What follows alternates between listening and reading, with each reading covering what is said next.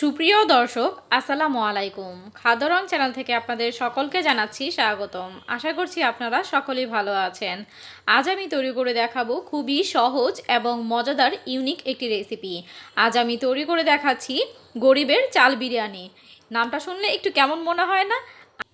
আসলে গরিবের চাল বিরিয়ানি বললাম এজন্য যে এই বিরিয়ানির মধ্যে আমি কোনো পোলার চাল অথবা বাসমতি চাল ব্যবহার করিনি। আমি আজ ভাত রান্না করার যে চালটা আমরা রান্না করে থাকি সেই চাল দিয়ে বিরিয়ানিটা রান্না করেছি। তো চলুন তাহলে দেখে নিই আমি কিভাবে এই সেদ্ধ চাল দিয়ে বিরিয়ানি রান্না করে নিয়েছি।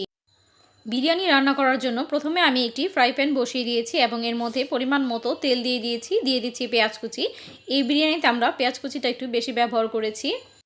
পেঁয়াজগুলোকে ভেজে নিব, তবে পেঁয়াজগুলো আমি ব্রাউন করব না, পেঁয়াজটা নরম হয়ে আসা পর্যন্ত পেঁয়াজগুলোকে ভেজে নেব। তো দেখতে পাচ্ছেন আমি কিন্তু পেঁয়াজগুলোকে ভেজে নিয়েছি হালকা নরম করে। এখন এর মধ্যে দিয়ে দিচ্ছি হাফ টেবিল চামচ হলুদ গুঁড়ো, দিয়ে দিচ্ছি হাফ টেবিল চামচ লাল মরিচের গুঁড়ো, দিয়ে দিচ্ছি ধনিয়ার গুঁড়ো হাফ টেবিল চামচ দিয়ে দিচ্ছি জিরার গুঁড়ো, দিয়ে দিচ্ছি আদা রসুন বাটা 2 টেবিল চামচ এবং চামচটা কিন্তু আমি ভর্তি করে দিয়েছি। দিয়ে দিচ্ছি 2 চা চামচ লবণ বা পরিমাণ মতো লবণ দিয়ে এবার মশলাগুলোকে আমি পেঁয়াজের সাথে খুব ভালো করে মিশিয়ে কষিয়ে নিব। আমি কিন্তু এখানে কোনো পানি দিচ্ছি না, আপনারা চাইলে সামান্য পরিমাণে একটু পানি দিয়ে নিতে পারেন। আমি চুলার আঁচটাকে মিডিয়াম আঁচে রেখে তারপর মশলাগুলোকে কষিয়ে নেব।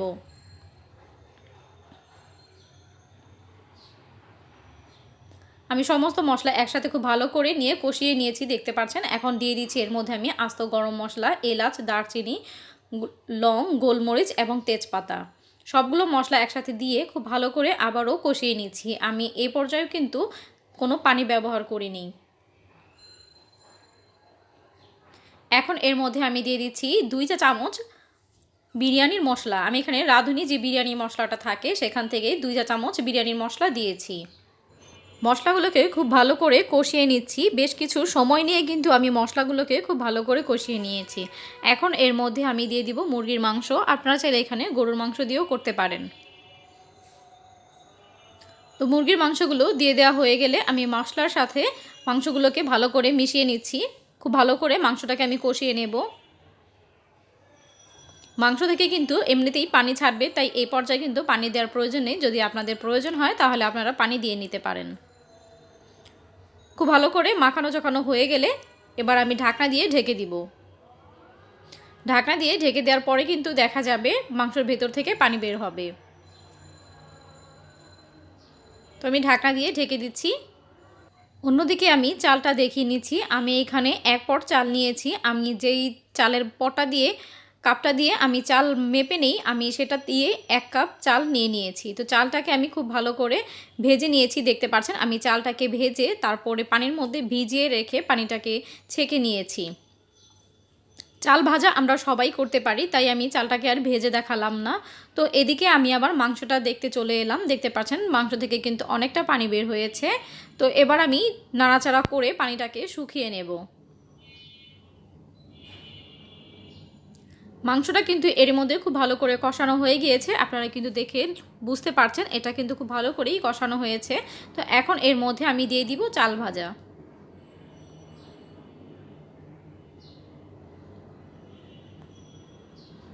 তো চাল ভাজা দিয়ে এবার আমি মাংসর সাথে খুব ভালো করে মিশিয়ে নেব এবং এই চালগুলোকে আমি খুব ভালো করে কষিয়ে নেব।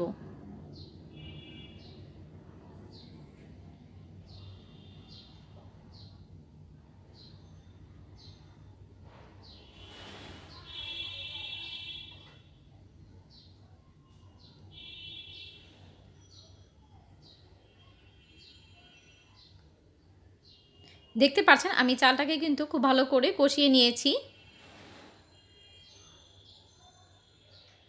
তো খুব ভালো করে ভাজা হয়ে গেলে এখন এর মধ্যে আমি দিয়ে দিব পানি। এখানে কিন্তু খুব বেশি পানি দেওয়ার দরকার নেই। মাংসটা আমরা অনেকক্ষণ সময় কষিয়ে নিয়েছি, মাংসটা কিন্তু প্রায় সেদ্ধ হয়ে গিয়েছে এবং চালটা কিন্তু যেহেতু ভাজা, তো খুব বেশি পানি কিন্তু দেওয়ার প্রয়োজন নেই। দেখতে পাচ্ছেন আমি কি পরিমাণ পানি দিয়েছি। আমি আসলে পানিটা পরিমাণ মতো দিয়ে দিয়েছি, আমি কোনো কাপ দিয়ে মেপে দেইনি। তো আপনারা কিন্তু পানিটা দেখে বুঝতে পারছেন যে কতটুকু পানি দিয়েছি, চালটা কিন্তু দেখা যাচ্ছে। এবং এর মধ্যে আমি দিয়েছি কিছু আস্ত কাঁচামরিচগুলোকে আমি মাঝখান থেকে ভেঙে দিয়েছি। এবার ঢাকনা দিয়ে ঢেকে রান্না করে নেব।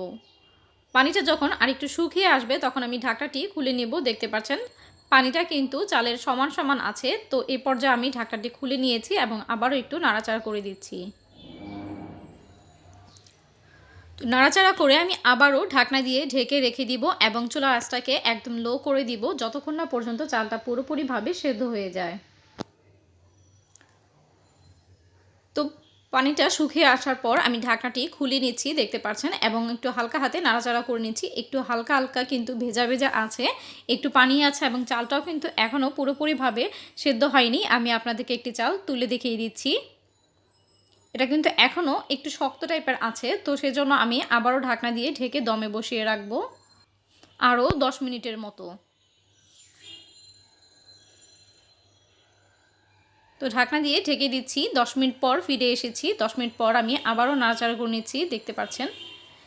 এটি দেখতে কিন্তু খুবই লোভনীয় হয়েছে, দেখতে পাচ্ছেন, এবং এটি খেতেও কিন্তু খুবই ভালো হয়েছিল। এটা দেখতে অনেকটা খিচুড়ির মতো হলেও এটা টেস্ট কিন্তু বিরিয়ানির মতোই হয়েছে, যেহেতু আমরা এখানে বিরিয়ানির মশলা ব্যবহার করেছি। আর এইরকম বৃষ্টির দিনে, ঠান্ডা ঠান্ডা দিনে কিন্তু এইরকম বিরিয়ানি অথবা খিচুড়ি খেতে কিন্তু খুবই ভালো লাগে। তো আপনারা চাইলে এইভাবে ট্রাই করে দেখতে পারেন। আশা করছি নিরাশ হবেন না, এবং এটি খেতে কিন্তু আসলেই খুবই মজাদার হয়ে থাকে।